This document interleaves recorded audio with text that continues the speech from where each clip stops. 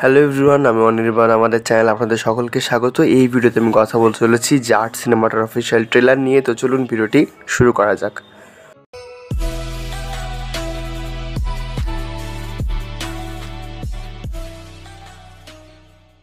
তো দেখুন, জাট সিনেমাটার পোস্টার যখন এসেছিলো প্রথম, সেই যে সানি দেওয়াল হাতে ফ্যান নিয়ে দাঁড়িয়েছিলেন, তো প্রচুর আর কি ট্রোল হয়েছিল ওই পোস্টারটা, যে এবার ফ্যান তুলে নিয়ে চলে এসেছে।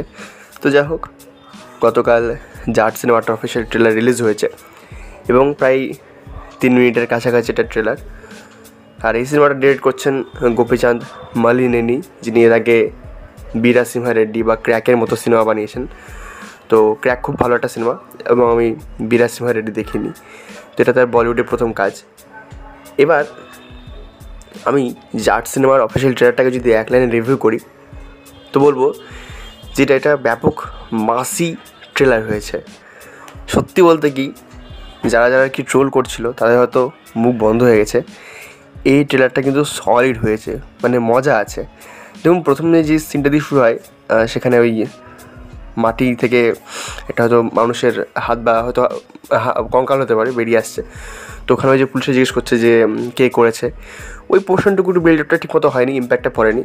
বাট তারপর যখন রণদীপ হুডার ক্যারেক্টার ঢুকছে, রাতুঙ্গা, এই ক্যারেক্টার ইম্প্যাক্টটা, মানে তার যে লুক, এক্সপ্রেশন, সেটা দেখে বোঝা যায় যে সিনেমাতে কেমন হতে চলেছে।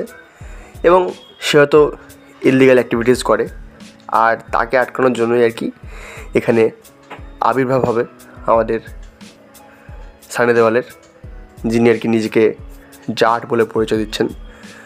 তো রণদীপ হুডাকে তো ভালো লাগছেই, এবং সানি দেওয়ালকেও যে ক্যারেক্টারটা দেওয়া হয়েছে, তিনি এই ধরনের মাসি ক্যারেক্টার বহুত আগে থেকেই করছেন, এবং এটাও তিনি ফাটিয়ে দেবেন বলে বোঝা যাচ্ছে। আর একটা ডায়লগ আছে একদম ট্রেলারের শেষে, যেখানে আর কি তিনি বলেন যে এই 2.5 কিলোর হাতে শক্তি নর্থ দেখেছে, এবার সাউথ দেখবে।